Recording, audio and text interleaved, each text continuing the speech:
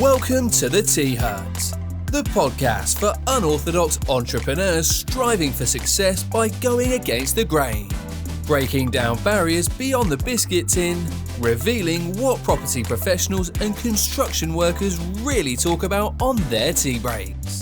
Join us as we delve deep to uncover what it takes to succeed and be the best version of yourself. The Tea Hut, proudly brought to you by eGrowth Media.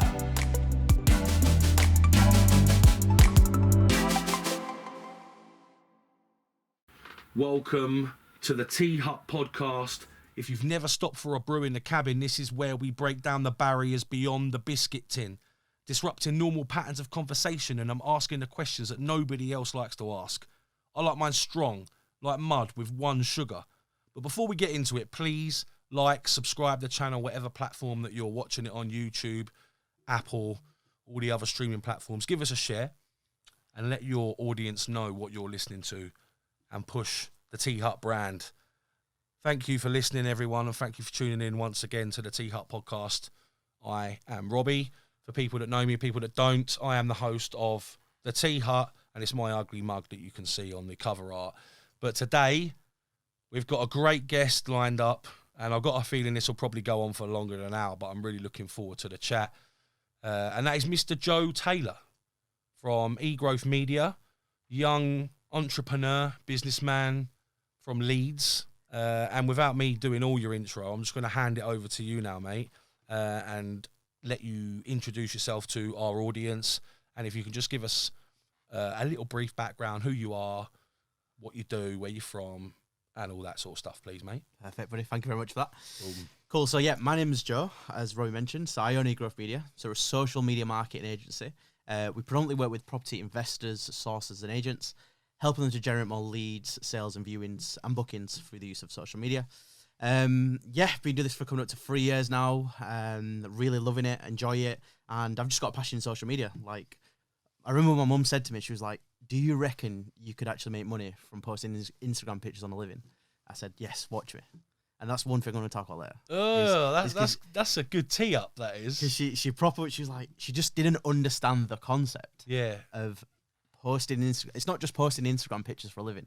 It's creating a strategy that's going to get people seen, viewed, and heard. But that's surely like, I don't know exactly how old your mum is, but she looks good for her age. I'm going to say that now. All right, just to caveat that, yeah. But what I was going to say is that's a generational thing, right? That's it. She's 54, so she doesn't understand. 54? Yeah. So I wanted to see. I don't boost her ego anymore. Honestly, she'll be. Yeah, go on. Yeah. Sorry, mate. So yeah, as I was saying, so she just didn't understand the concept of social media marketing. Yeah. It's a new thing, right? Of course it is. 10, 15 years ago, this industry didn't really exist. It wasn't a thing. So for businesses to pay individuals like us to manage their social media channels, to people like my mum, that was just a whole new alien concept. Yeah, it's a total different paradigm, isn't it? Like, yeah, of course it is. So like having that, it's like a different world. Different world. That's exactly, because she comes from she was a Spanish teacher. Yeah. So that's all she did. She went through the corporate way of life. Like, that's all she knew. This social media, TikTok, Instagram, it's alien, trends. It's just a whole new different world. Yeah. But now she's starting to see. Actually, she gets it now. She gets it now because she sees everyone. She's got all my friends, all my clients as friends on yeah, Facebook. She's got me on Facebook. Yeah, so she's always seeing. She's like, "Oh, I like this post. I like this. So I can see this. I can see that." Yeah. So now she gets it. But it took coming up to 3 years in April to actually understand that. No, that's good. But before we get further into it, I know you haven't brought them in, but I ask everyone to bring in or tell us what their favourite biscuit is, because this is the Tea Hut. Oh yes. This is the reasoning behind the podcast is, in the Tea Hut at work, generally, in my background, in my experience on building sites, is somewhere that the trades and the people on site that are working get together, not just eat and drink, but they talk about things, in a way that they wouldn't normally in a normal, inverted commas, place. So that's what this is. So, opinions is good. So we always have tea and biscuits. It's always a massive thing in the tea. Someone brings in cakes. It's like, oh, whose birthday is it? So, yeah, what's your favourite biscuit? If you were a go-to, what's your favourite? Yeah, so does this count? But my favourite, I'm a sucker for these, is Rockies. It's got to be it's kind of a biscuit. Ooh. It's got a biscuit interior. You know what, right? Will you give me that? I'll give it to you because I fucking like Rockies. Rockies, Hang on, mate. hang on. Whoa. Plain ones or caramel? No. Red Rockies. Red ones. Oh Totally my better God. than the caramel. Caramel just too overrated. Yeah, there's too much in it. Too much. It's too busy. Yeah. But a red Rocky. Oof. You know what? I'm going to give you that. Like, I don't know if anyone else will, because for me, or for a lot of people, a biscuits probably comes in a pack. Yeah, like And a McVitie's. Yeah, like you get a pack of Digestive. fucking biscuits, Yeah. you know, or a box of biscuits, whereas that is more an individually wrapped sweet. But Yes. It's not sweet, is it? But it's not a full chocolate bar. Because a full chocolate bar to me is like a Cadbury's, like Marvelous I Creations. feel like I need to get a wrapper of a Rocky but and a see. Rocky has got that biscuit interior. How are they marketed? Does it say on the pack chocolate biscuit? It's got to, isn't it? I think it is, Because it is nice. and it is a biscuit though. The interior. Yeah, is a no, biscuit. fully. That's Do why you know I'm what I giving mean? it to you, because it is a biscuit. It is a It's biscuit. not. It hasn't got a cakey interior. It's a biscuit. But it does look like a chocolate bar. Yeah. So I can see why people won't give me it. Okay, so what defines a chocolate bar? Is that solid chocolate or with nothing else in it but chocolate? I think that's a chocolate bar. Yeah. Yeah. What about a chocolate bar like a timeout that's got a wafer? That's like, what is that then? Oh, like a wafer. Fuck me. We're opening up a big can of Yeah, worms this is here. a bit of a sticky one. Because then you can say what's a wagon wheel? Oh, fuck me. I definitely wouldn't call that a biscuit. No, that's not a biscuit, but it's not a full. Because it's got like a cream interior. It's marshmallow, isn't it? Yeah. Yeah, it's definitely not a biscuit though. Wow. Yeah, I'm going to have to look into this because I wouldn't even know where to categorise a wagon wheel either. I wouldn't dunk it. And maybe that's No, you it. I think for me, a biscuit is something that you dunk into a cup of tea, right? Agreed. But you could definitely dunk A a Rocky? 100%. Oh, mate, yeah. They'd be really like, I reckon you could dunk it 3 or 4 times and it still have body to it. Yeah, of course. That's why we open with that question, because it you know, that's a big debate. It's a big debate. Like Paul Tinker, for instance, who come in to see me a couple of weeks ago, yeah, he bought in a pack of Jacob's cheddars, like the round ones. What, yeah? the cheese ones? Yeah, but they're in a biscuit pack. They're a long cylindrical pack. Yeah. Yeah, and it says on there Jacob's cheesy biscuits.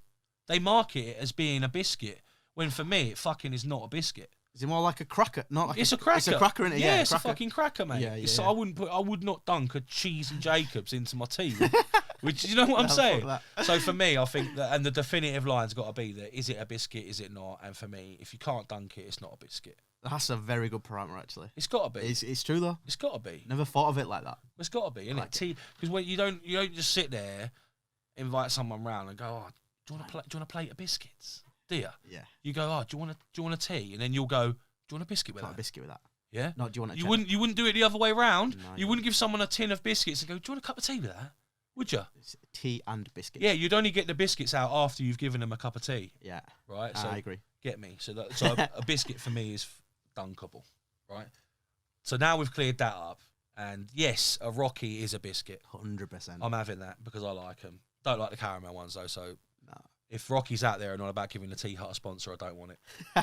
Unless you're going to give me a lifetime supply of red ones. Red ones only. Yeah. Red ones All only. right, sweet, nice one. I like that. So, moving on. Yeah. Describe yourself to me in 3 words, if possible. Not a sentence, but 3 words. 3 physical words. Yeah. Yeah. Driven. Mm. Ambitious. They're Yeah. kind of similar. Yes. Driven, ambitious, and older than my age. I know Oh, that's 3 mature. words. Mature. Mature. So, what do you think that what attributes have you got that you'd consider mature? How old are you? 24. So I'm 23 years old. 23. 23 years old. 24 this year. Yeah. I feel like just running a business in itself Has made you grow up. has quick. made me grow up. It's made me had to grow up. Yeah. Dealing with difficult situations, which I'll explain later. Yeah. Dealing with stuff like that at a young age has made me.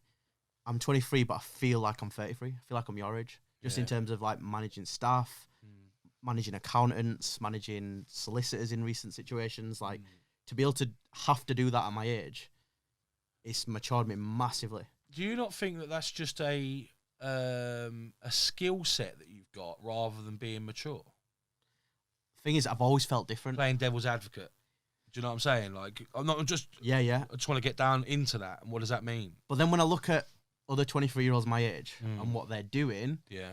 it's just completely different to what I'm doing. Yeah. And they just don't understand or don't want to understand the concept of trying to do your own shit. Yeah. So that's where I feel a little bit disenfranchised with. I'm not an older person, but I'm not like a person my age. Yeah. So I feel like a bit of an in-betweener, which is a bit of a in-betweener. No, I do. It's a bit of a strange position to be in. I always say this to people. Briefcase wanker. It's down there, mate. It's down there. Yeah. But yeah, I'll go into that later. But yeah, I definitely do feel like a bit of an in-betweener. Okay, that's interesting. So you say, where does your okay? That's another one of my questions. That's actually further down the list, but it sort of ties in with what you just said. Yeah. Where does your drive come from? Because it's all well and good saying, yeah, I'm a driven guy. Because I'm a driven guy, but there's reasons behind me having that drive and wanting to get out of the situations that I've been in. Sure. Do you know what I mean? Yeah. So what does that mean to you? Where does your drive come from? A few places. I think one of the biggest drivers is always about proving people wrong. So I had a rough time in school. Who are you proving wrong? Like people in my town. Yeah. If I'm deadly honest. Your peers, the people around you. People around me, people I went to school with, people I went to college with, people that I grew up with. Your family? Not my family, because my family are very supportive. They've always been. So there's That's nothing there to prove. My dad runs his own business. Yeah. I understand the entrepreneurial way of mindset. It's to the external world. I feel like I need to. What's the word? Prove that I'm special and not like everyone else. If that makes sense. That sounds ego-based. It's a bit of an ego-based thing. I'll be honest. Yeah, no, I'm not digging you out on it because I've got that for fucking sure. Yeah, and I like the nice stuff in life. Like I'm not gonna hide about that. And Why should you? And I know the way to get the nice things in life is by growing a business, scaling a business, and making money. Yeah, but always adding value. That's the key thing. Yeah. You're not just a materialistic person. No. You like nice things. Like nice things, but that's not your sole driver. No, absolutely not. So how have you always had? So like, let's just roll back, like you just said there, about school. How was that for you? School was honestly as well. Honestly, I'll be deadly honest. Yeah, I'll be honest as well. Yeah. So school for me it started off as a great experience. Yeah. And then I got to about year 9. So I started my own little business. So what age is year 9? That's year 9's about 13? 13, 14. Yeah. So I started my business. Anyone that's watching this from Murfield will know. So I started a business called Taylor & Co. Okay. Basically what I did was I imported like cheap t-shirts, like little shitty ones. I remember you saying about this. Little shitty ones. It's on my Facebook on my pin post. Yeah. Imported them from China, found a local embroider and just put my mate Manu, he designed the logo. It was Taylor & Co. Yeah. Started selling them on Instagram just to people like in my town around Huddersfield, Murfield. Just flipped them, made like £3-4 a t-shirt. Yeah. And you remember when tie-dye was a thing back in the day? I do. So me and my mum, we used to do it on a Sunday before school. We'd sit there and we'd tie-dye the t-shirts together. So shout out to mum, she really helped me with that. And we'd tie-dye them, package them up in like plastic and then just sell them on. Yeah. Obviously that brought attention. Of course. So I remember the year 11s, I used to walk through a town, my town Murfield, through like where the canal is. Yeah. And in there, the people shout, "Oh, Swag Fag & Co." So that was the nickname for it. Yeah. Swag Fag & Co. Yeah. And what they did was that Swag Fag. Swag Fag. So that was like a word back then. Basically, it's like a faggot. Okay, yeah. So I was going to say. Anyway, where's this going? Yeah. Basically, they're calling me Faggot & Co. That's what they call the brand. Right. Okay. So I remember when the 11s used to say shit and like post stuff on social media. That did affect me and it did affect my confidence. Yeah. Understand. And I think for me that was a starting point of the tough few years at school. Yeah. Like I wouldn't go back to school now if you gave me an option. Yeah, really. It affect you that badly? So that was the first thing. That was the start of it. Yeah. And then I don't really talk about this on public, but I'm gonna say it anyway. Mate, this is open forum, mate. So, mate, we've all got them sort of things that we don't like talking about. This is where it gets spoken. This is where we need to say. So I'll take you back. So it was 2015, so I was in year 10 moving into year 11, so I left school in 2016. Yeah. And we had a group of lads, there was like 4 or 5 lads of us, like we're all friends, known each other from, primary school, played football together. Yeah. And basically there was this bird, and me and this other guy, I'm not going to name him, but me and this guy were after this bird, after this girl. Yeah. And what happened was I got the girl, he was annoyed, he was pissed off, and he turned the lads on me. So that me and him were like the 2 leaders of the group.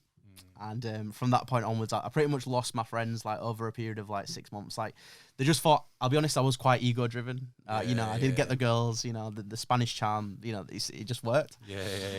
But that obviously rubbed people up the wrong way. So Mr. Chili Sauce. Mr. Chili Sauce, there we go. So and the girls used to like that. But obviously that came to the effect where jealousy happened, and then I just grew apart. Yeah. And that did actually affect me because I feel like I've got a fear of like losing relationships. It's a big thing for me in any element of life now. I feel it's like fear of abandonment. am I good enough? You know, have I pissed you off, kind of thing. Yeah. So that was the first thing. And then it got to the summer of 2016, and my mum, again, shout out to my mum. What happened was I was going through a dark phase, and what I did was I nicked my mum's credit card, and I booked my flight to Tenerife by myself the next day, stole it. Yeah, I was just like, you know what it is? All this shit came together at once. Yeah. I was thinking, shit, How the fuck can I get out of this? I was like, I need to get out. I need to do something. I need an exit right now. Yeah.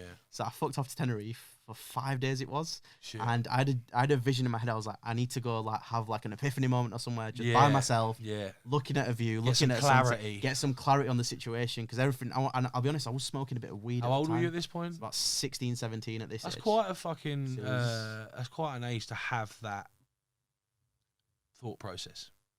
But this goes back to my point where I felt different. I've always felt different. Yeah, I can resonate with that. I just don't feel like I fit into a lot of places. Yeah. But I'll talk about that later. Yeah. So anyway, I nicked the card, and I said, you know what, I'm going to see a moment. I need to have a moment where I'm just clarity. So what I did was I booked a stargazing tour. Fucking hell. And you were really reaching for it, weren't you? And I actually got the picture. I've still got the picture on my phone. And I was sat there, and I was at the top of Mount Teddy in Tenerife, and I was just overlooking. You could see all the sunset. I love it. It was unbelievable, and it was at that moment I thought, shit, you know, this is the moment. How can we think of these thoughts at such a young age? So I came back, and then I did a bit of counselling after that, because I was smoking weed, as I said before. I was hanging out with the wrong people, and then long story short, now I'm in a lot better place. But them few years from high school, you know, year 9 to like, you know, year 11. You know, some of the toughest years, to be fair. Because you had, you won't mind me saying it, but you had quite, would you say, a stable upbringing?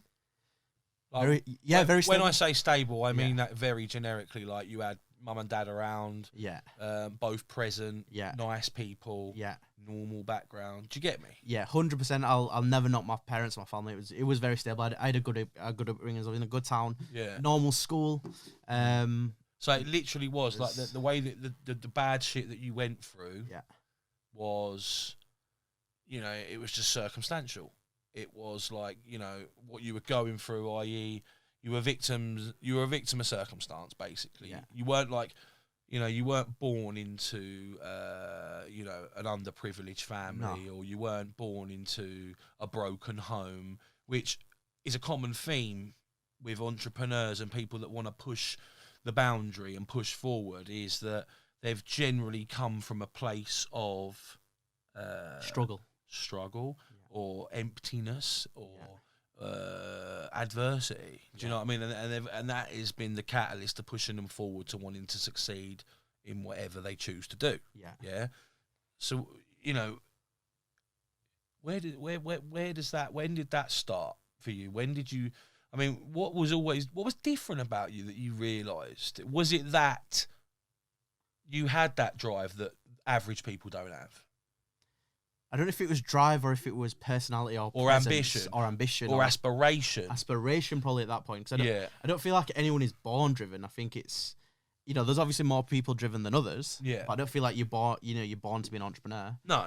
You know, it's something you sort of slip into. You slip into. If you find those sorts of circumstances comfortable, i.e. being out your comfort zone, and you like that, and you like pushing, then I'd say you'd be a good entrepreneur. Because I like that. I like taking a risk, you know. And let's face it, stealing your mum's credit card and fucking off to Tenerife, needing an epiphany, is quite a profound reason behind running away. You know, you weren't running away to go away and have a session and get out your fucking tits. Do you know what I'm saying? Yeah. You know, your thought process behind nicking your mum's credit card, which is obviously a silly thing to do, was actually quite a, what's the right word? Quite a mad thing to do. I was going to say it like that. At that age as well. At 16. To go away and sort of realise that, fucking hell, I need to get clarity. I mean, you probably didn't even know what clarity meant at 16, right? Do you know what I mean? But you knew that you had to get away to find yourself. Yeah. And at 16, fuck me, at 16, I was... Wonder what you were doing. What was I doing at 16? Fucking hell. Do you know what? I was saying to this in one of my other interviews I did earlier, and that point of my life, personally, is a bit of a blur. if I'm honest. What, from 16 to... No, young, way back before before that, yes. I'd go probably back to sort of like, you know, pre-teens, really. What, like, that young? Yeah. Jesus. Yeah. Because I was quite, you know, don't get me wrong, I had a loving family, right? My nan and my granddad, mum's side of the family, brilliant people. My dad's side of the family, again, I'm not saying they were bad people, they weren't, but it's like I had a good love, but I come from, you know, an unorthodox background. A place of struggle. Struggle. Yeah, struggle. Being judged all the time, and you know, I came from that, and yeah, I mean, it's that's left its mark on me, that's for sure. And do you reckon it'll always leave its mark on you? Yeah, I think, yeah. You always have it in the back of your mind? I think so. Yeah, I think so. Yeah. And do you think, would you say you come from a place of scarcity still, or do you think abundantly? Because, I you know, people have this conversation, are you a glass half empty, half full kind of guy? Well, I'm now a glass half full kind of guy. Okay. Whereas 10, 15 years ago, I'd have been totally the opposite. Skeptical. Massively. Yeah, but I think, you know, the mindset, that was my limit. That was what was limiting me from really achieving, I think, was always looking at the negative. Do you know what I mean? Yeah. And when I realised that, and I realised that, you know, what you think has a massive link in your reality and what your physical reality, as in, you know, if you don't, you know, if you believe you can do something or you can't do something, then you're right. Yeah. Do you get what I'm saying with that? Like, it's all there. It's all there. If you believe you can do it, you can fucking do it. But in the same breath, if you really believe that you can't do it and it's beyond you, you probably won't achieve it. 100%. Do you know what I mean? Yeah, 100%. And I believe that. I truly believe now that I can do anything. But then, why do you think a lot of people like don't succeed? Like, why do you think? Do you think it's the society we live in? Is it the system? Like, no, because you know, you go on these training courses, and you might have like 40, 50 people do a course. I think it's down to the individual, mate. But do you not think it's society the way they've been programmed? No. Or do you think it's all down to them as? You know, I as think me? it's down to the individual. Really, that's interesting. Yeah, I think you've either got what it takes or you haven't, and sometimes you don't know that you haven't got what it takes until you've tried to do it. Do you know what I mean? Because everyone likes to think of themselves, you know, hold themselves in high regard. Like, oh yeah, I can do that. But fucking can you, mate? Do you know what I mean? And I've done a lot of things over the past few years, and I've like made some mistakes, bad decisions, but I've still bounced back from it and come back 10 times better next time. Yeah. Do you know what I mean? Yeah. And that's the difference. Like, a lot of people will try something, fail, go, oh, fucking hell, that weren't for me. I don't want to experience that again. And then fuck it Which off. is fine. Yeah. Because no one likes pain. Do you know what I mean? And going through painful times ain't easy. Of course not. You know, and who's to say how long those painful times are going to last? It might be a circumstance that might only last a week or two or a day, or it might be fucking a longer process that you've made a bad decision and you've got to deal with that consequence for years. Yeah. Yeah. But have you got what it takes to really deal with that bad consequence for that period of time? Because I can see why a lot of people, like, certainly for me, even doing this business, there's been times where I thought, you know what, I'm actually cut out for this. Yeah, mate, I have done as well. And like, do I actually want this? Why am I doing this? Why am I doing this? Yeah, but you've cracked on after you thought that. Because a lot of people would have, after having that serious question with themselves, I dare say that a lot of people have probably had realisations on the back of that and gone, you know what? It's not for me. That's fine. And I think it's good to have that word with yourself sometimes, just to reaffirm. And be at one with it, because not everyone can be entrepreneurs. Mate. Obviously, this is the thing, I feel like the social media and the society we live in, you know, entrepreneurship is very glamorized. Yeah. Which I think, you know, be something we could discuss about later. Yeah. That the reality, as you know, that it's not all what it's cracked out to be. Not that it's all cracked out to be, but there's a lot more than just the holidays, the cars, the apartment, whatever. There's so much more to it that I think people don't see. Yeah, but that's just, okay, that's, to me, that's people just knowing what they see on platforms like social media. Yeah. Do you know what I mean? Because obviously that's your background, that's your business. You've got a social media business where you raise the profiles of your clients, and you know you'll probably know this better than most people, first-hand experience-wise, that 95% of people only like to share the good bits, don't they?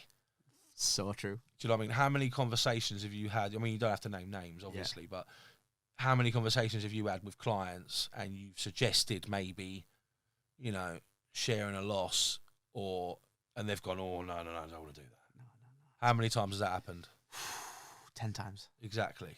So that's quite a lot in your small time of business, and you know, you haven't got a huge client base yet. No. So that's quite a big number. Yeah. So that just says to me that people are not truthful. But it's so... Or are they scared of the judgment? I don't think it's scared of the judgment. I feel like with social media, you've got, you know, if you're vulnerable, sometimes that can be a bad thing, but I think it's also a good thing to show vulnerability. Yeah. But I feel like clients, they just want to be looked like a certain way. They're putting themselves almost on a pedestal. Wouldn't you agree? 100%. Social media puts you on a pedestal. When you build a personal brand, you go into a room. Oh, is that Robbie? Oh, that's that Joe. Yeah, but I kind of my personal brand. I want people to know that I'm a realistic geezer. Yeah. And I'm a normal person. I'm not a guru. Yeah. Yeah. Or however you want to dress it up. I might know a little bit more than someone else about my chosen subject, but that doesn't make me not a student. I'm always learning. Do you know what I mean? Yeah. But the good thing about you is you document that.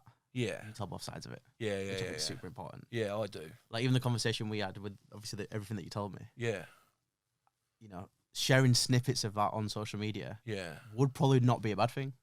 Obviously not the intricacies of it, obviously. Yeah. But like showing people that, yes, I'm doing all this, but it's still got a lot of shit. It's not all fucking Skittles and champagne. I'm not exactly. Yeah, and mate, I wish I could because a lot of what we go through is like external influence in people's lives, personal lives. So it wouldn't be right of me to necessarily share the problems we're having that are related to that as well. No, because that's not my life. But in the same breath, mate, I would love to just bang a Facebook Live every day and just be like, this is really what it's like. But then people would be like, fucking hell, mate. Like, who's this depressing nanny? Yeah. And I'm not like that anymore. No. I used to be that person. I used to be negative all the time and pessimistic. I'm not like that anymore. No. I take things for what they are, and you know, I don't let too much affect me anymore. But it's hard though, isn't it? It's hard, mate. Like, especially with everything that grinds you down. I want people to learn from my experiences, and I want to be able to teach and help people through what I've learned, what I'm experiencing, what I've done, what I'm going through. Yeah.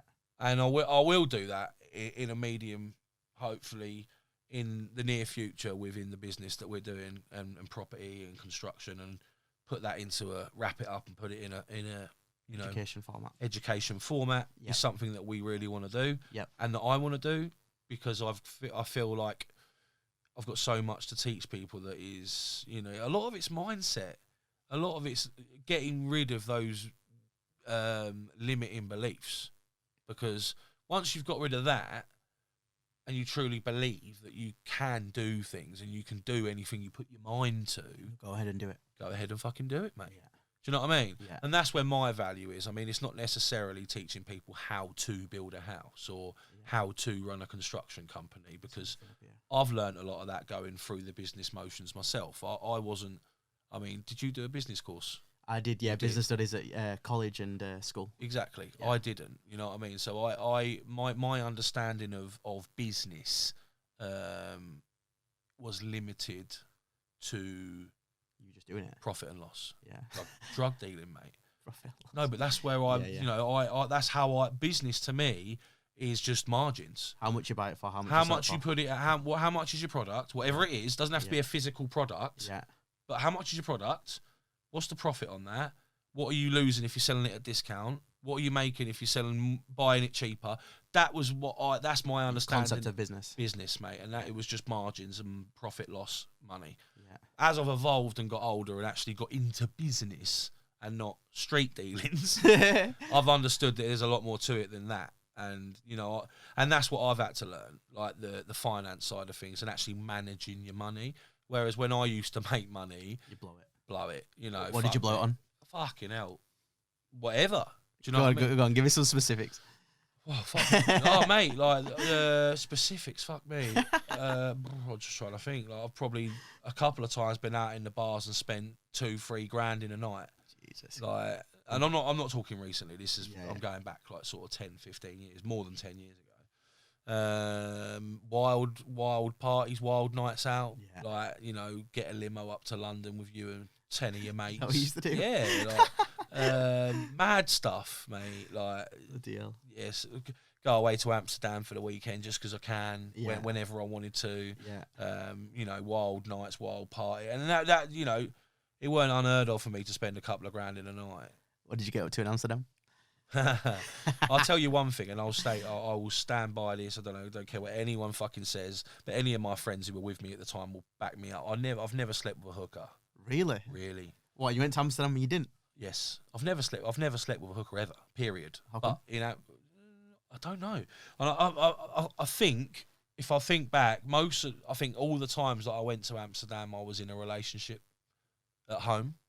Do you know what I mean? Yeah. So Stay loyal. if I'm in a relationship, Yeah. you know, You're don't all get in. me wrong. I'm not saying I've never made a mistake, and you know, texting another woman while I've been in a relationship is something I have been guilty of. Yeah. Physical cheating, I call it. I haven't been guilty of, Yeah.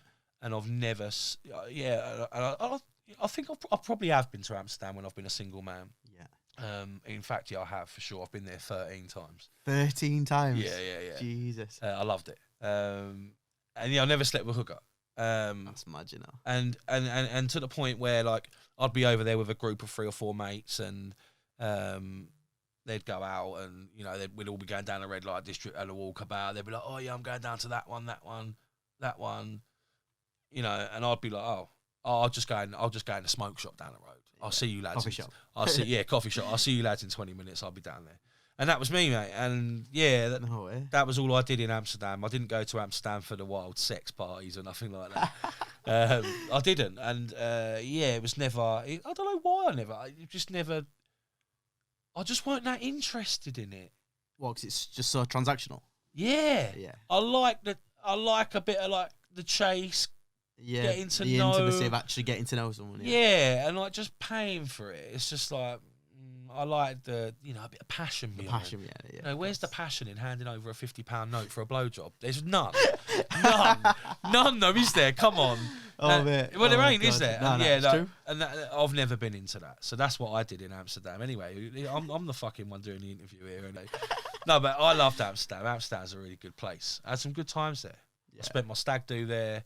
A couple of my birthdays I've been there. But yeah, it's a brilliant place, mate. Said we do a trip this year to there. We will. I still think we've got to do it. We need to do it. I still think we've got to do it. I think it's a fucking brilliant part of the world, and I'll definitely go there again for sure. Let's do it. But yeah, let's Move on. Let's move on. So, what does success mean to you? Sure. So for me, one of my goals is to travel to 75% of the world. Nice. Obviously, you know, I like a good holiday. Yeah. So that's one of the drivers. For me, it's having the freedom to have the money, have the team in place, Yeah. to be able to go ahead and do that. Yeah. Is it about how much money is in your bank? For me, no. Obviously, it is to an extent, but for me, it's what experiences. I want to be 80, 90 years old and say, you know what, I skydived at this, I've done this, I've met this person, I saw this view, I've been to these continents. Yeah. For me, that's a life well lived. Yeah. That's what success looks like to me. Do I want a Rolex? Do I want a nice car? Yeah. Of course. That comes with it. That's not the reason. Well, that's the reason, and also it's the people I'm doing it with. So, for example, like mum and dad are just come back from Madeira. Yeah. And I paid for their flights and hotel. I did, yeah. Yeah, because I was like, you know what, I'll do that for you. I'll do that for you. Yeah. And you know, doing stuff like that, and them telling me how happy they've been to do that. For me, that's rewarding. That's everything they've done fulfilling for you. Fulfilling, yeah, exactly. Yeah. I'm similar. Like I don't get me wrong. I'm not going to sit here and say that I don't like money. I fucking love money. I love money. Love money, mate. But it doesn't define me. And for me, as long as my family are comfortable, you know, and if I've got to work till the end of my days to ensure that my kids are comfortable when I'm gone, I'll do that. Do you know what I mean? Because, you know, my mum wasn't really ever able to. You know, I'm not saying she didn't work hard. She fucking has. You know, I remember having 3 jobs when I was a kid, but she had me when she was 14. Yeah. So I was young. Yeah, really young. Yeah. And obviously she'd tell anyone, and me included, that, you know, she wouldn't change that. And I believe her. Yeah. I genuinely believe that she wouldn't change it because she wouldn't have me. Do you know what I mean? Who wouldn't want me? Who won't? Mr. Wildchild. Do you know? But what I'm saying is, like, you know, she sacrificed her young life to be a mum. Do you know what I mean? So she sacrificed a lot for you then. Yeah, fucking massively. And you know, whilst it was a decision that she made, you know, I've respect for that. Do you know what I mean? Awesome. Do you want kids? I want 2 kids, girl and a boy. Do you want 2 kids? Yeah, not for a while though, at least 7 years. You haven't got a missus yet, have you? I don't. I did. I've had 2 misses while I've had eGrowth Media. Have you? Yeah. Do you think that gets in the way of your business? Such a good question. So I remember. Oh God. So I remember when I started this business. Yeah. And I said these exact words to my first ex. I said, "Look, while I'm starting this business, I'm gonna have to put you into the background of my life." Yeah. And every time I tell someone that, they're like, "No wonder she left you." But my point was that, look, I need to get something off the ground. I need to focus on this. Yeah. But then we can enjoy the holidays. We can enjoy the fun stuff. But just give me time. She was just quite short-sighted then, And unfortunately, she was short-sighted. So yeah, so that was the first one. And then the second one wasn't because of that. It was me just being a bit of a dickhead. I'll be honest. Well, so it wasn't to do with the business. But back to your point where you said, does business affect relationships? I think it does, because ultimately, business is my baby. Yeah. I don't switch off at 5 o'clock really. I'm still talking to clients at 6, 7. We've spoke at like We speak 1, 2 in the morning. We speak late. You know what I mean? But I love this way of life. Yeah. Like being down here, coming from Leeds. I was in Leicester yesterday. Yeah. This kind of fast-paced way of life, I love it. Yeah. I wouldn't change it for the world. It makes you thrive. It makes me thrive. Yeah. But I feel like, unfortunately, girls, not all girls, but girls, obviously, you know, the women are, what's the word? Emotional beings, right? Ooh, yeah, but so are men. No, but so men, I'm an emotional being, but I know when to be needed and not to be needed. I know when I need to crack on, do a certain thing, and then then we can enjoy and have fun afterwards. Yeah. But like Monday to Friday, bang, no, like, I don't see anyone. It's work mode. Yeah. And then weekends, we can go ahead. We can enjoy it. Yeah. See, I'm a bit different to that. Yeah. Well, yeah, because I mean, as you know, that me and Ali's my wife. For those of you that don't know, I didn't get into business until I met her. You know, until I met her, I was just a fucking no good scrote who didn't have much going for him. Yeah. If I'm honest, I always had the drive, the aspiration, the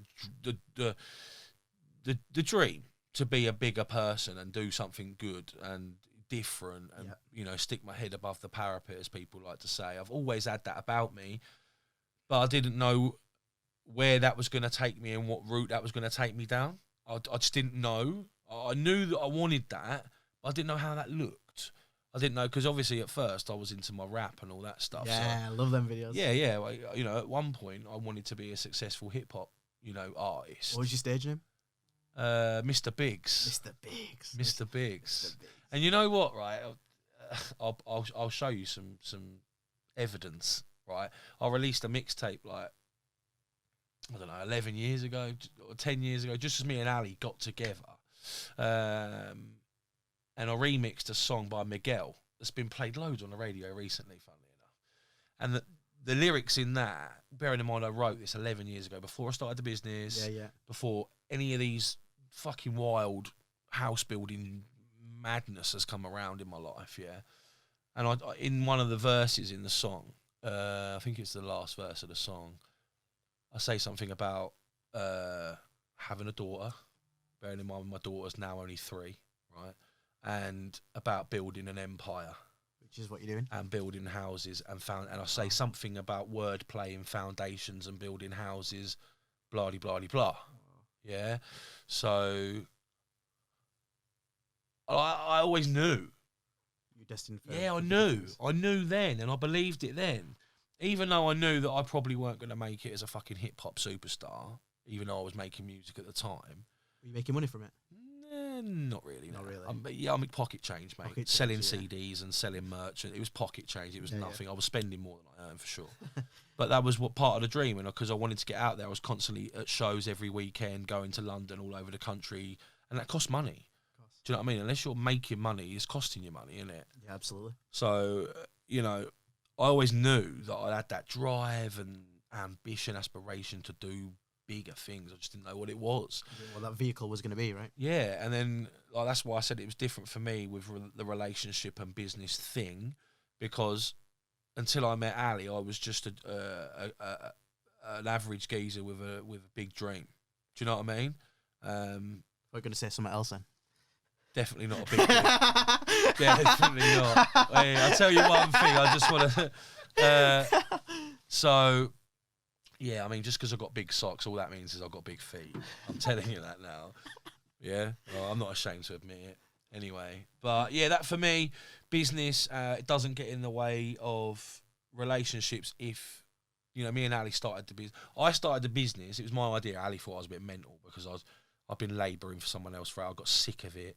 I was like, you know what, fuck this. I can do better than the people that I'm working for. Yeah. Do you know what I mean? I was spending, 5 till 5 or 5 till 7 every day, 14 hours a day, 15 hours a day, driving from where I was living with Mrs. 2 hours to go to work, 2 hours home, slogging my bollocks out on site all day, doing groundworks for £50 a day, cash in hand. And I was I was 21. I was 2 years younger than you. So I was like, fucking fuming because I knew my worth. I always had that dream and drive, so I knew that at that point I was like, I can't sustain this shit because I'm bigger than this. Do you know what I mean? I know it might sound a bit arrogant, but I fucking believed it. Do you know what I mean? I was like, I'm worth more than £50 a fucking day. Yeah, you knew your worth. Yeah, and that was the start of it. And had I not had Ali's support and the belief from her that I could do it, I probably might not have done it. But I feel like Ali's not the norm. No, she's not. She's not the norm. No, like the dynamic that I see you two have is not the norm. But I think I've brought that out in her. I don't think she was really, naturally like that. Yeah, I don't think she really knew what she was truly capable of until she... And I think that's the case in a lot of people. Until you get your yin and yang situation where the other person brings out the best in you.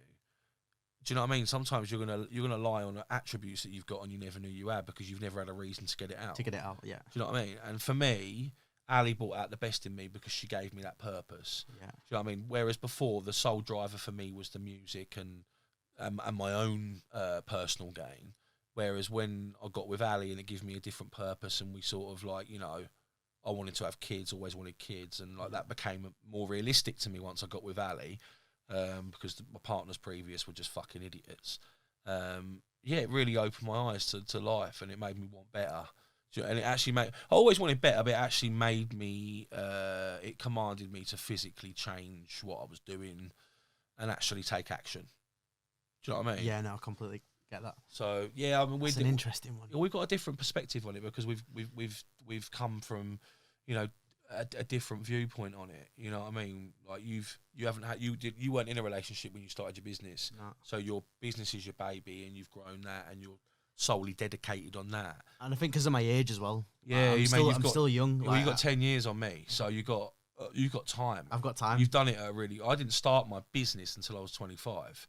Also 2 years. Yeah, 2 years on me. And I started on my own. So Ali was still in employment. Right. For 4 years or 3 years, maybe 3 years, while I started the business and I was doing everything myself. And then I made Ali give her a job up. I said, look, I can't fucking do this anymore on your own. I need your support. I need someone who I can trust for a fucking start. Yeah. Trust is a big thing. Trust is a big thing. And, mate, trusting, when you run a business, I've said this to you before in the past. I remember having a conversation with you about trusting people around you. And it's hard. Very hard. When you're putting your faith into someone to do a job to your standards and they don't meet those standards. It's hard, but I think it's also important to realise that your level of perfection isn't necessarily going to be the same as someone else's, but that's okay. Naturally, it's going to be that way, though. Of course it is. Because they don't care about the business as much as we do, right? Yeah, well, it's not their business. It's not their business. You're paying them to do a job. Yeah, and they're doing the job to what they think's high. But I think if you set the standard, this is what I expect minimum from the off. Yeah. Then if they don't meet that, then... obviously that's on them. But yeah, I struggled when I first started to think, why are they not trying as much as me? Why do they not give a shit as much as me? Yeah, that's quite simple to But then it made me think, obviously they don't. Yeah, it's not theirs. It's not theirs. You're just paying them to come to work and do a job, isn't it? This is it. They're never going to think like you. No, of course not. Or if they do, 9 times out of 10 there's an ulterior motive.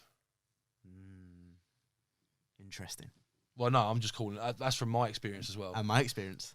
I've had people literally working for me for 2-3 years, guys that I thought I could really trust and put in position of trust, i.e. supervisory positions of other people. And they've gone out and started their own business, stolen my clients, taken my guys that work for me with them as well. So like, I've had that, and that's what but then in the same breath, I would also say that there has been times where I've been guilty of maybe not treating them in the right way. That's me talking there. Do you know what I mean? In terms of a right way, do you mean like managing them in a... Yeah, and expecting too much out of them, not being fair at times when they don't meet my expectations. And I get that, you got to run a tight ship.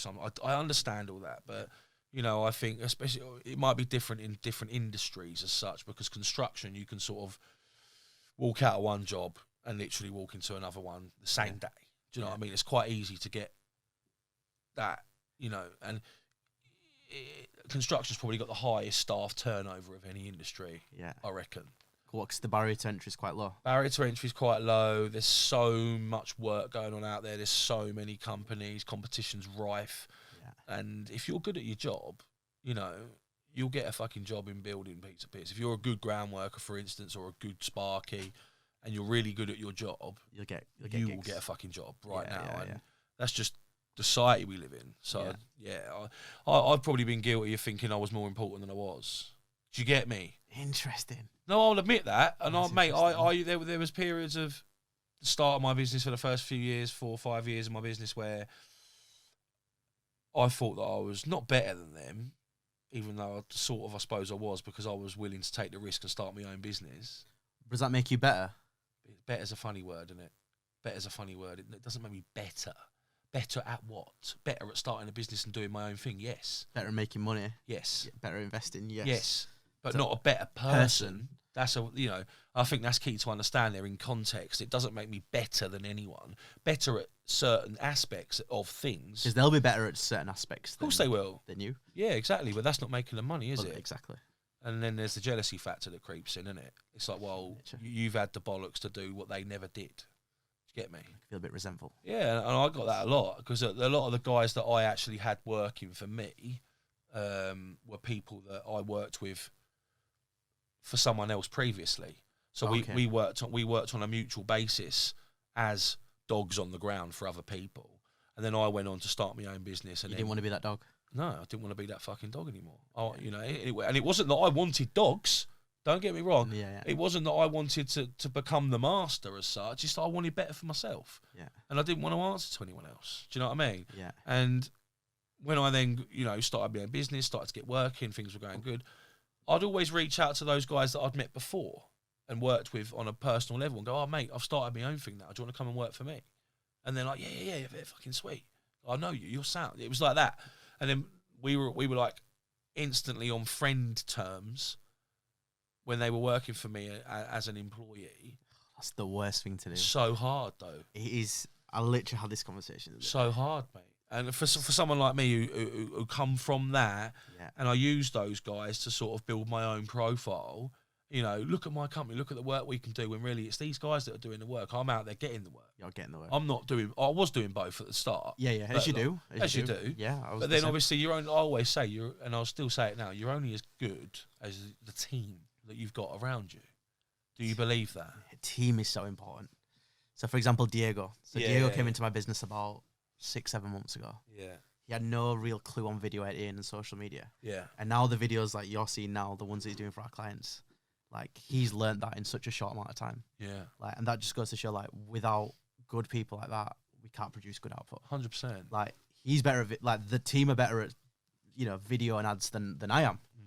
Because I've not been on the tools for that, for a long time. Yeah. So I feel like team is super, super important. Like, we couldn't do this. I could not be sat here with you if not and running your business on your own.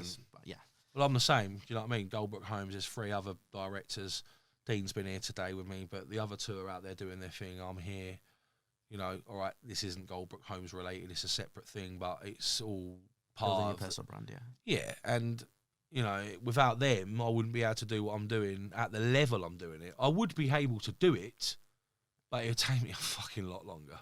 And I'll probably procrastinate so much that I'll probably struggle with a lot of things. Do you know what I mean? And I feel like as entrepreneurs, it's easy for us to get the credit. Yeah, of course it is. But we're quick to take it as well. We're quick right? to take it. Don't get me wrong. You know, running the business, being the face of it, it's nice. Are you quick to give it though? 100%. Yeah. Where it's given, where it's due, it's given. 100%. Like for example, my team, like I got Diego a bottle of Ciroc yesterday because he was working till like 8, 9 o'clock. Simple thing to do, but you know, you reward your staff when they deserve it. What do you do when they don't deserve it? Again, this is where it's hard for me because everyone that I employ is my age, there or thereabouts. Yeah. So when we go back to your point where you said being friends with someone and them being an employee, Yeah. which has fucked me over recently. Well, they see yourself as equals, don't they? They see yourself as equals, and they lose that. All right, boss to that friend barrier, respect. that barrier's gone. That boundary's gone. Yeah, like having yeah. staff on social media, that's something I've learned not to do Yeah.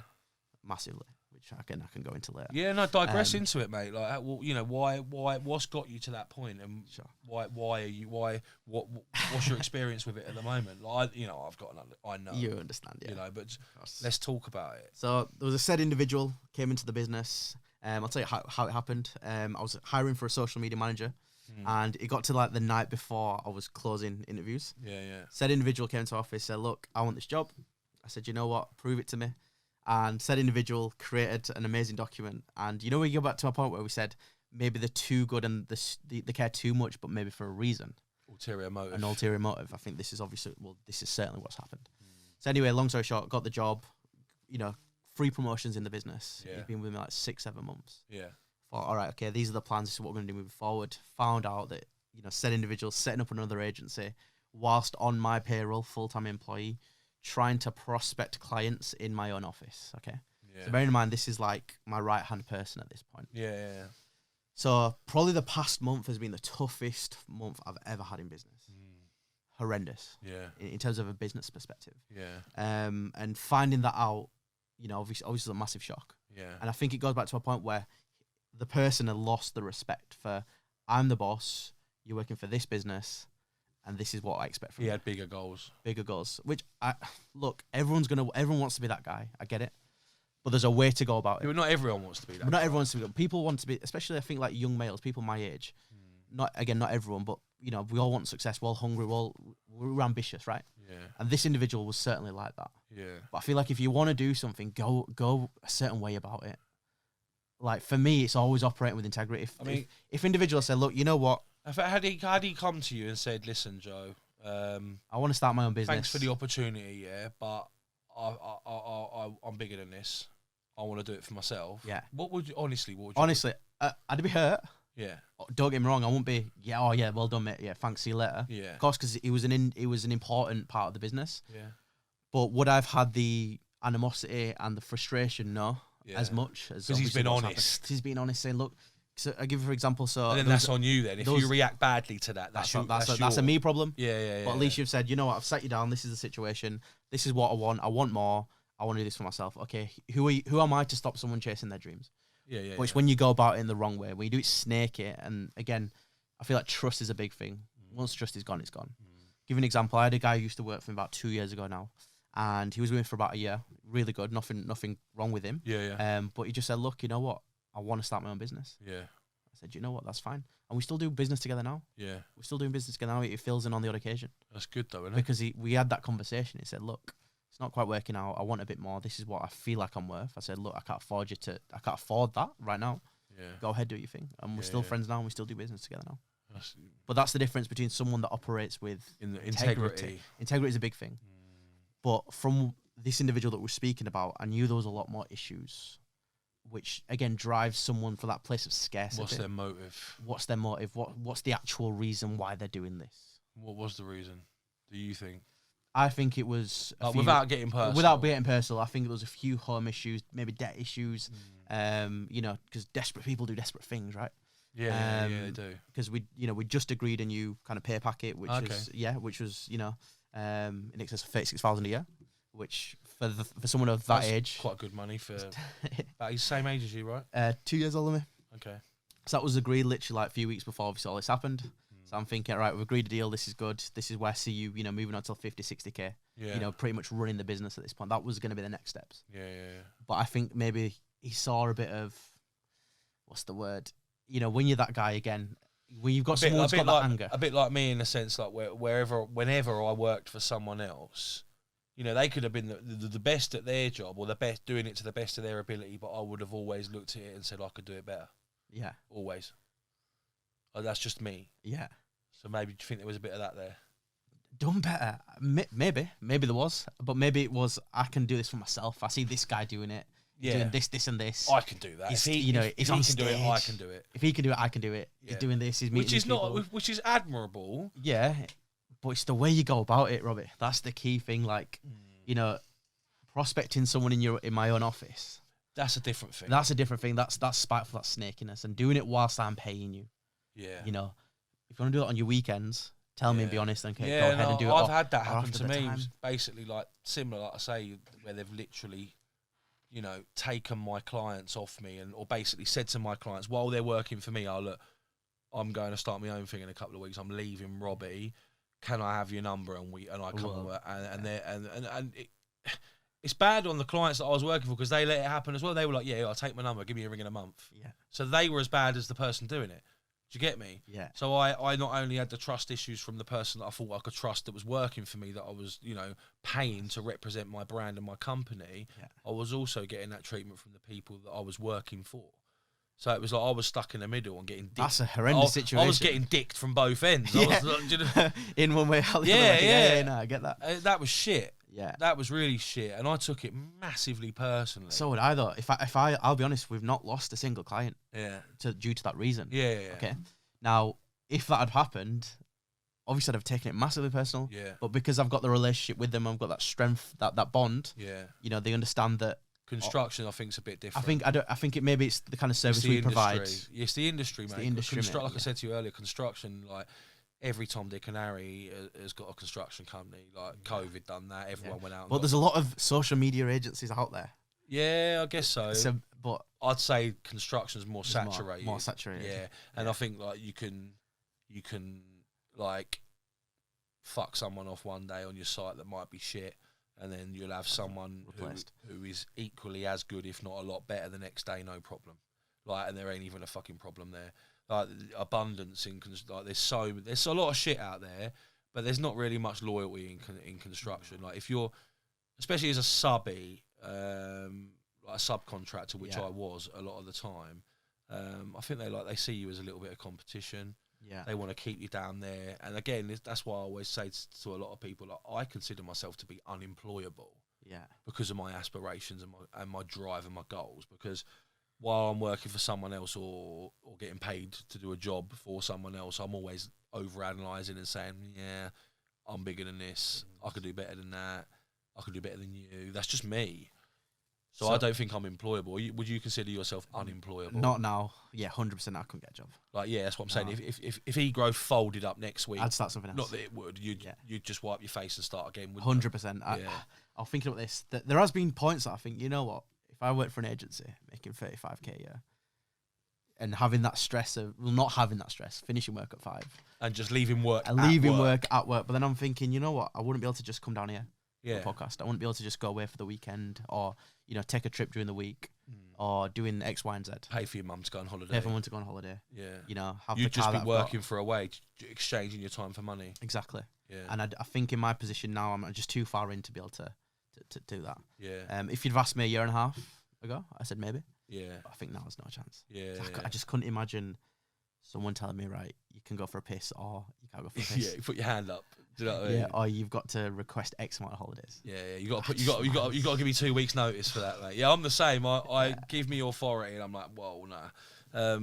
But yeah, no, I'm exactly the same as that, and I'd massively struggle if I had to. I just don't think I could do it. Nah, I don't think I could. And I've never been employed. That's another thing. I think I'm unemployable because I've never been employed. Really? Never. Oh. Never. I've always had my own. I've always been self-employed. Always done your own stuff. Yeah, or worked for cash. I've got another client who never had a job interview. Really? Yeah. Yeah, I've had job interviews, but like again, were they really relative? No. I've probably had 3 in my whole life. Wow.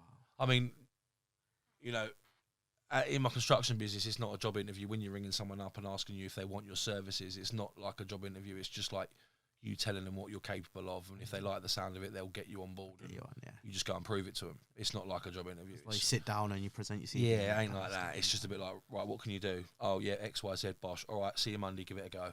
It's that simple. That simple. Yeah, I've never had a job interview per se, like where it's been like, right, you know, you need to answer these questions in such a way that if you answer them wrong, you're not going to get the job. Yeah. Do you know what I mean? Yeah, I've never really been in that scenario. I've had job interviews, but it's never really materialised, and I've always known that it wasn't what I wanted to be doing, so I've never really taken it seriously. Just a bit like. I mean, there's one job interview that I can actually go back and actually tell you that I did take it really seriously, and this was before I got with Ali. Yeah. And I applied to be a mental health support worker. All right. Oh yeah, I applied to be a mental health support worker at my local. How old are you when you did that? 18. All right. 18. That's quite a profound job to go into at a young age, isn't it? You know, my dad had died by that point. I've been quite bad on the drugs, and I've been, you know, I knew that mental health was a problem. Do you know what I mean? And I'd experienced depression myself, and psychology always fascinated me, the way the mind works, the way the humans work. Yeah. Always fascinated me. So I think that's what drew me more towards that job and being able to help, or you know, people in that situation, and I just like the sound. One of my mates worked there, and he was quite a big guy. Yeah, he was like, "Oh mate, you'll smash it." He was like, "You know, you'll do it." He goes, "They attack you sometimes and that." He said, "But there's always a group of you on call at work." How did that make you feel? It didn't bother me. I bet you were loving it. I didn't get the job. Yeah. What was the reason? What did I? I'm just trying to think back. I think they did offer me the job, and if I remember rightly, it was about 8 or 9 months after my dad had died, and I was really like on the slippery slope to fucking nowhere at the time. Yeah. And I think I refused it. I wanted it. I wanted to do the job, and I thought I was well suited. You turned it down. I'm pretty sure. I'm 100% certain, 99% certain. I turned it down because of my mental health at the time. Oh, okay, right. Because of my mental health at the time, because I was in a bad place mentally. You know, I was doing all sorts of things I probably shouldn't have been doing at the time, excessively as well. So I just didn't feel like being in that environment was really going to do me any good. No. Do you know what I mean? There's all sorts of people in there, like people that are in there for, you know, psychosis related to drug abuse, and you know, people that had been abused, and horrendous stories. I was going through some madness at the time myself. So I probably not best place to help someone, mate. Yeah, that was it. And maybe looking back, it was quite a mature decision to make at that time of my life. Even though I wanted the job and I wanted the money, and I wanted the steadiness of having a routine job, if you like. I consciously made the decision that it weren't for me because of where I was in my head. And I think that was the right thing. I think that would have eaten me up. Yeah, that wouldn't have been the good thing. It's not the wise thing to do when you need the help yourself first. Yeah, and up until that point, like, I'd already worked on building sites and done labouring, plastering, painting and decorating and random shit, and just never stuck it because I like property, always liked it, but at that time I was just looking for pound notes and I weren't really interested in doing it. Thinking short term. Yeah, cash. But that was the only thing, and I'll tell you that what drew me to that job was it was helping people. Yeah, you were providing a service of care, making a difference. That's what I wanted, and that's what I liked about it, is that you were actually given the opportunity to help someone. Yeah. All right, yeah, they might not have wanted to be in there, but they were. And you're at least offering that opportunity. And you're offering that help to be someone that they can just, you know, if you want to be a punch bag for the day, then do it. Or you know, it was a reward. It was the reward aspect of the job. More than the money. Yeah, fucking instant. Right, it was. Yeah. And I've been like that throughout my life, and that's probably been a massive bearing in the decisions that I've made, good and bad, throughout my life, is that I care too much about other people, or just every aspect. Every aspect. I overanalyze a lot when I probably don't need to sometimes, and that's something I'm learning not to do too much of. We had that chat, didn't we? Yeah. East Anglian Property Summit. Yeah. And asked you, how do you think it went? Oh, you filled out a room. Yeah. What was that, 130, 140 people? There? Yeah. and you still felt that you could have done more and better. Yeah. And I said to you, do you remember when I said to you, I said, mate, you should be proud of Yeah, you were like, stop be it. proud of yourself. Like, you know, 6 months, a year before that, you could probably never fill a room like that. And look, you filled that by yourself. Yeah, yeah. You've done that because people are bought into you, and you were still thinking, oh, I don't feel like I'm doing enough. And I said to you, mate, you should be so proud of that event you put on. Yeah, I can't. I still now I'm not. Do you know what I mean? And I'm my own worst critic, mate. You are, and I've said this to you before. Do you not criticise yourself though? I used to, but I'm better at it now. Yeah. I'm better at it now because I think, you know what? If I genuinely feel like I've tried my best, then I'll think, what else can you do? What else can I do? Yeah. If I know I've not gone all the way for a client, for a member of staff, for someone, then I'll be thinking, oh shit, I should have done this better. I've let them down. I've let them down, 100%. And there's been times with staff members I thought, actually, I've probably not been as compassionate as I should have been, and let them down. And then I think, oh, I'm actually a good boss. Yeah. And then I start to question myself. But I think if I genuinely know I've gone all the way for someone, which you did with that event, yeah, and then you still feel like you're not good enough, then that's where the problem lies. Because it's the great thing, like, as you know, as an entrepreneur, we get one thing, and then we want another thing, and we want another thing, and we're never really happy with where we are. No. Like, if I ask you now, are you happy with the progress you made? I'm happy with the progress I've made. But am I content with where I am? No. I'm happy with progress because I've come from A to B to C to D, and I can see that I'm a different person to what I was 10, 15 years ago. So, and I'm a better person in many ways. So, yeah, I'm happy with the progress I've made. Could I have done it sooner? Yeah. But that was, again, because of my bad decision making and the choices that I chose to make. Yeah. That the main limits on why I didn't achieve success sooner. Yeah. That's my own fault. And I kick myself for that all the time. And even now, how do you, obviously with Goldbrooke Homes, how long have you been going? Me and Ian started it back in 2020. 2020, wow. Yeah, this will be 3 years, September this year, yeah. Yeah. So it's got, when we've gone from, don't get me fucking wrong, it ain't been easy, and it still isn't easy. And, we struggle with the normal stuff that every business struggles with, like getting to know the people you're working with and how they tick. It's a massive learning curve, mate. But I'm proud of it. I'm proud that I've come from nothing to where I am now, and literally nothing as well, being just a little hoodlum who, like I said, my only understanding of business was margins, profit and loss and product, to turning that into, successfully owning 3 businesses and, creating a brand. And I think I think I've done that pretty well.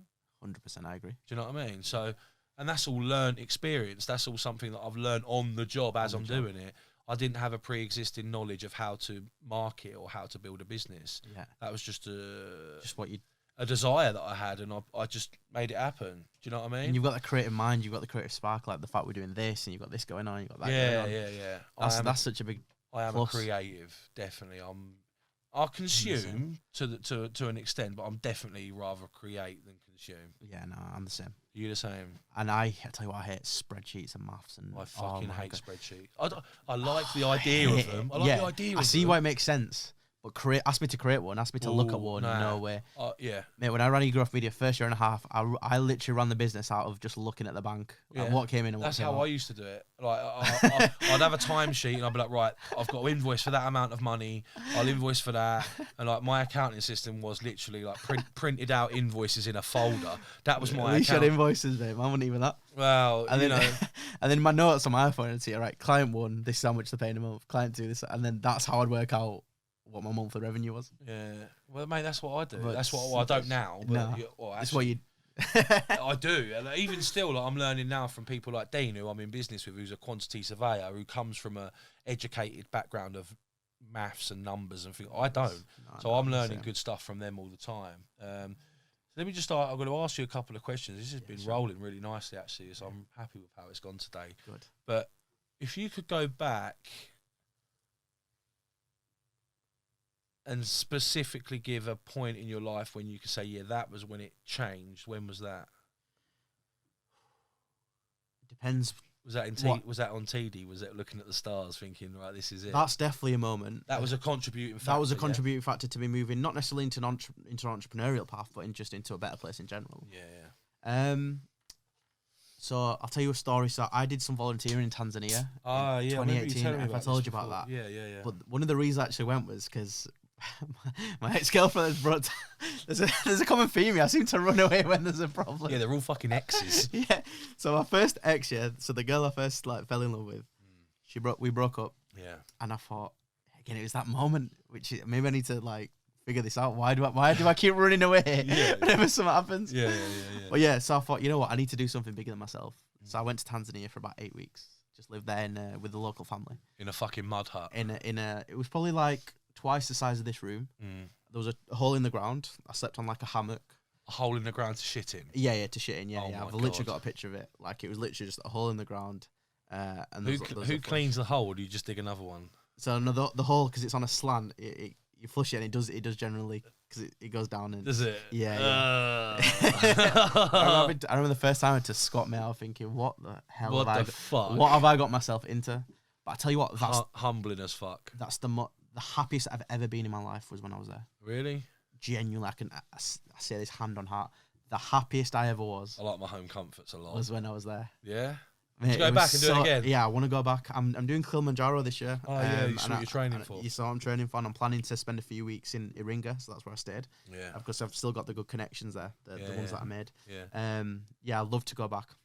Because I used to be quite big into football, so I was teaching lads football.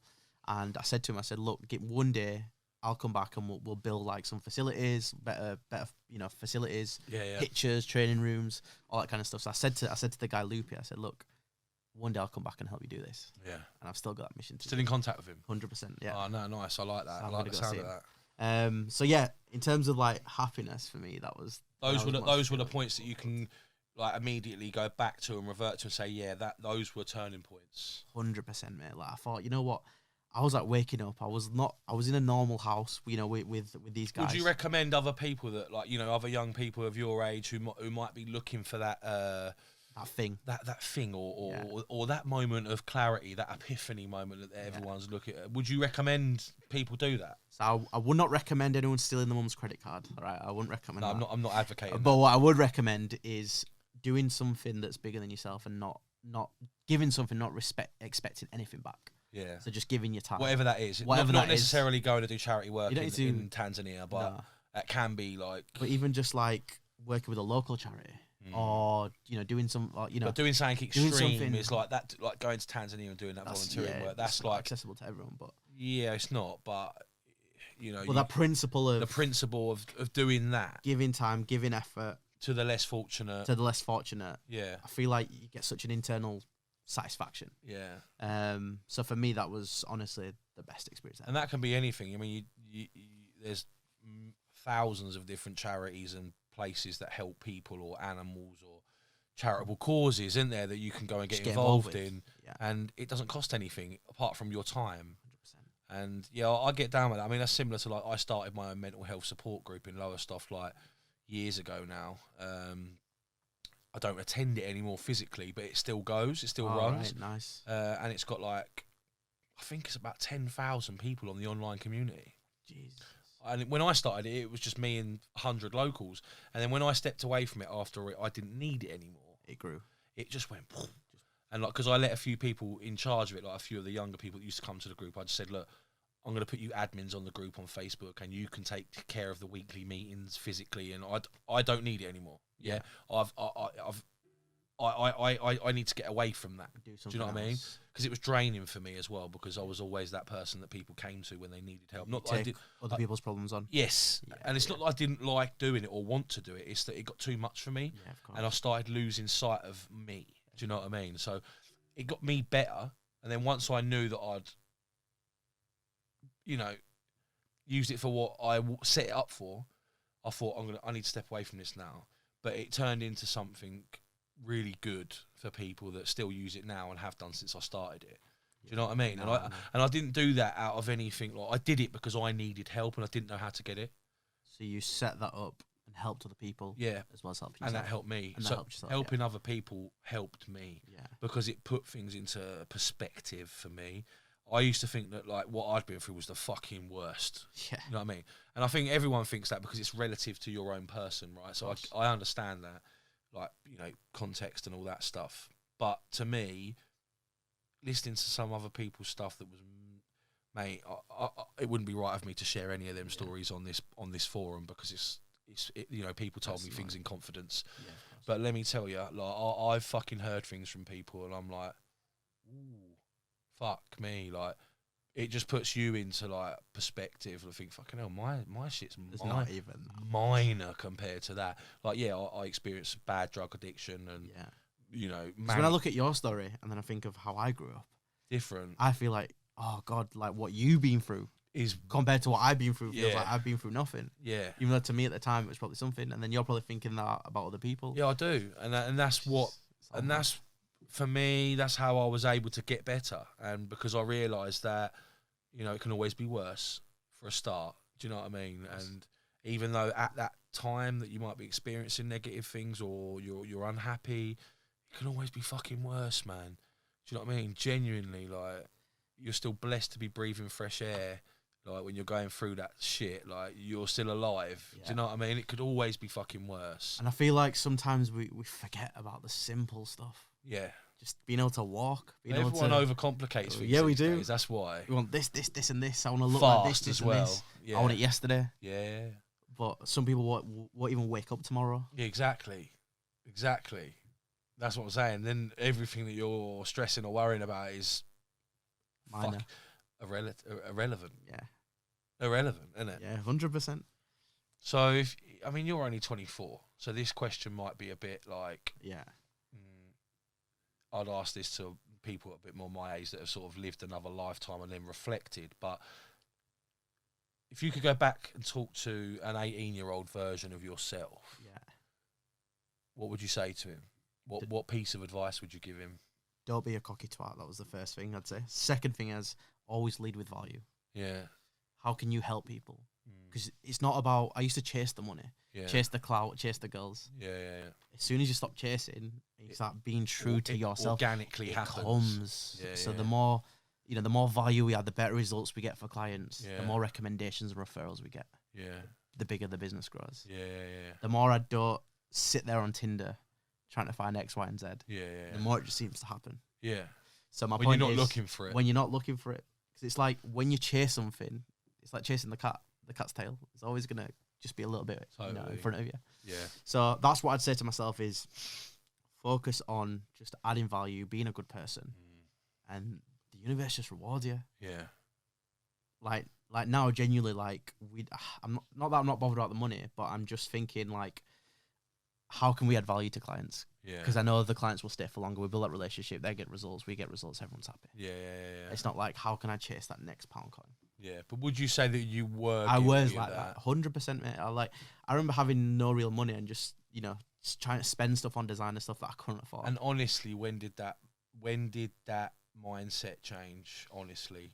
Probably when eGrowth started to become like an actual business. It wasn't just me with my laptop anymore. It was actually, I've got 3-4 people now. We've got an office. I've got 4 full-time staff. Responsibility. Who depend on me running the business in a certain way. Yeah. And delivering a certain level. You've got wages to pay. I've got wages to pay. These people have got rents and mortgages to cover, right? Yeah, I get that. So I think at this point now, it's like every day I need to wake up and think, right, we need to keep these clients happy. We need to do the best that we can.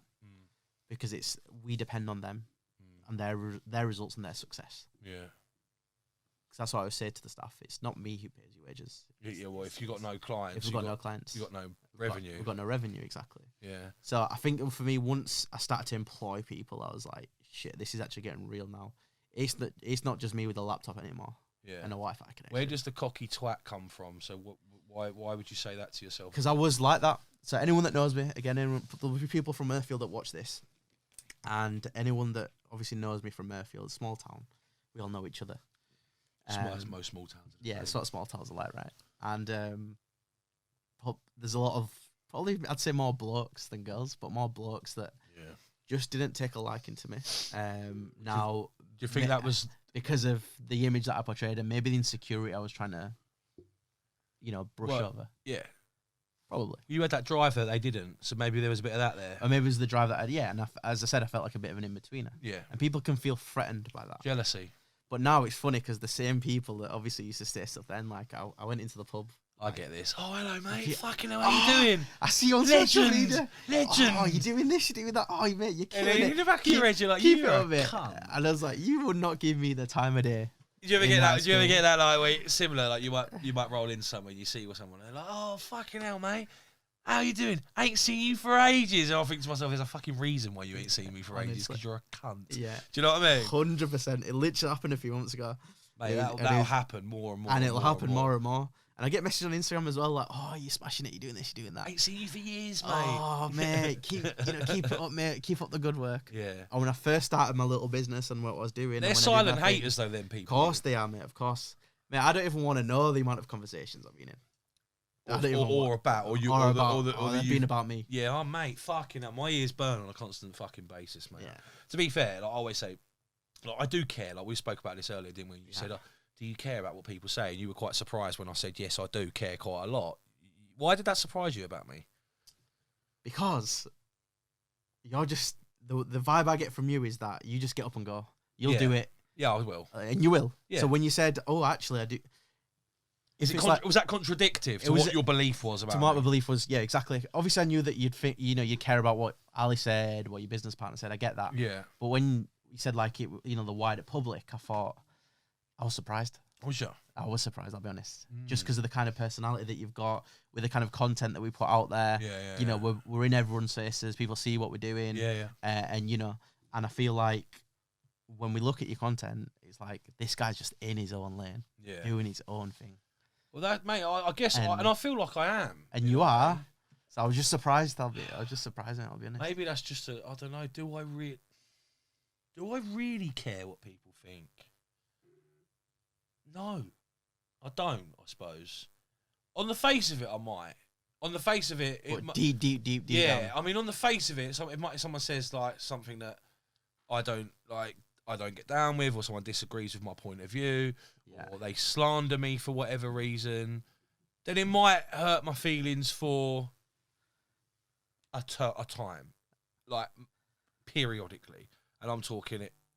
Every now and then. If I'm digging deep on it, yes, it doesn't hurt my feelings that much. I'll think about it, and I'll be like, why? What? I might go, why are they being like that? But then now I'll be like, fuck off, mate. You're just jealous. Yeah. You're just jealous that you ain't got the fucking bollocks to do what I've done. I feel like if you are genuinely a good person and you do right by everyone, then the other reason that they dislike it is because of jealousy. Yeah. If you are a twat and you're a twat to other people, then they might just like you. Don't get me wrong. They might just be jealous. I've been a twat. And I've been a twat. So that I think maybe that's where my insecurity comes from, is that I have been a twat in the past, and I guess maybe it's those people that I'm bothered about being judged by.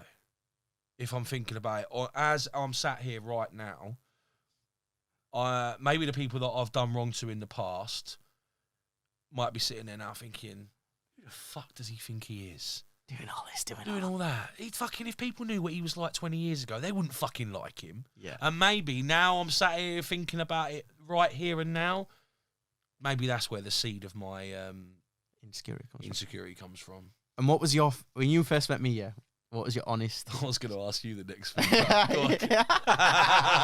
Go on. Go on. What was my impression of you? Let me just put this out on my camera. That was funny. I was literally just looking at my questions and I was thinking, that's my next question. My first impression of you. When did we meet first? We first met online May of last year, but we first met in person in the summer of last year when we did filming Yaxley. When it was really hot. Was that the first time we met physically? I think that was the first time. Yeah, I think that was the first time we met. And then you've been up to Leeds a few times. Yeah, I think you're right. I mean, the first impression I got of you...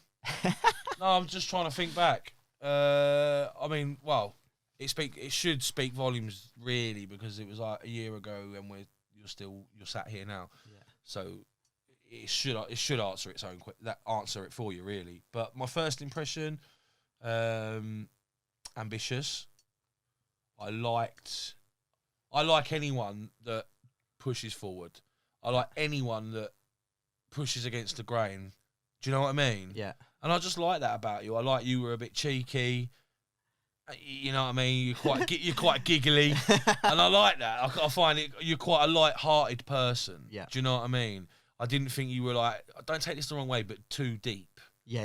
And I like that. Yeah. Do you know what I mean? I like that. I mean, I'm a complicated person, and I often overanalyze and go too deep sometimes. And I think, fucking hell, Robbie, is that really necessary? Like, do you know what I mean? I do like really go deep on conversation sometimes, and I'm thinking, fucking hell, people really want to hear that shit? Yeah. You know what I mean? And I didn't get that from you, and I like that. I like that we didn't have to sit there and have a massively. Don't get me wrong, we probably could and would. Yeah. In a certain like we have today. Like we have today. Yeah.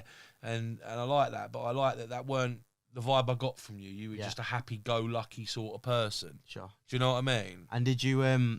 People always think I'm older than my age. People, no one ever believes I'm 23. Nah, see, Did you think that? I always thought you were in Really? Yeah, if I didn't Early know 20s? you, I would have said early 20s. Yeah. That's magic. Yeah, because of the way you carry yourself, and I Yeah. just think like you've got that confidence of a younger person. You aren't as. I mean, I was like that at your. I was fucking. You think I'm full on now? I've always been like that, Yeah, and probably I was more so when I was your age. But I'm a lot more. Toned down. Yeah, man. I'm a lot more reserved, and that comes with age. And you know, the way that my thought processing works now is a lot different to when I was 24. Yeah.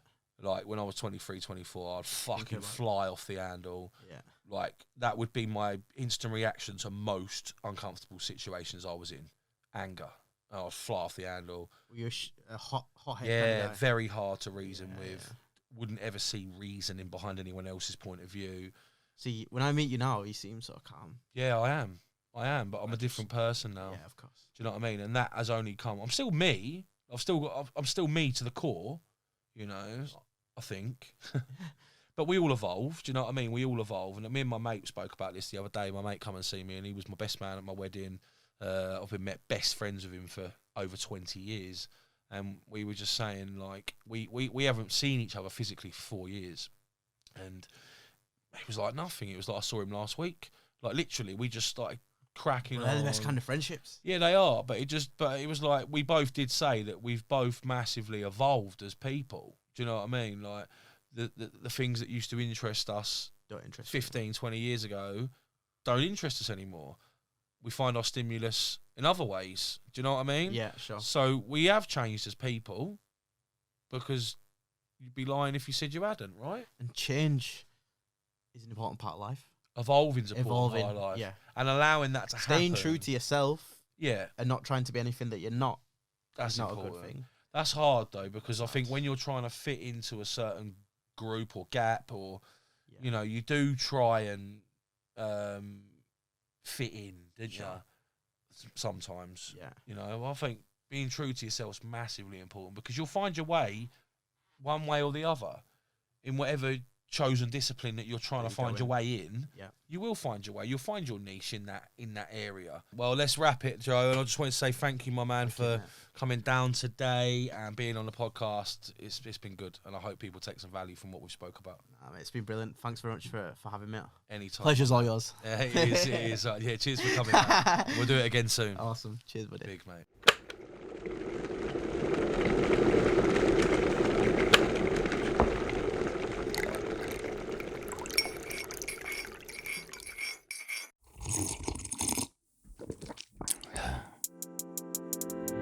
Welcome to the Tea Hut, the podcast for unorthodox entrepreneurs striving for success by going against the grain, breaking down barriers beyond the biscuit tin, revealing what property professionals and construction workers really talk about on their tea breaks.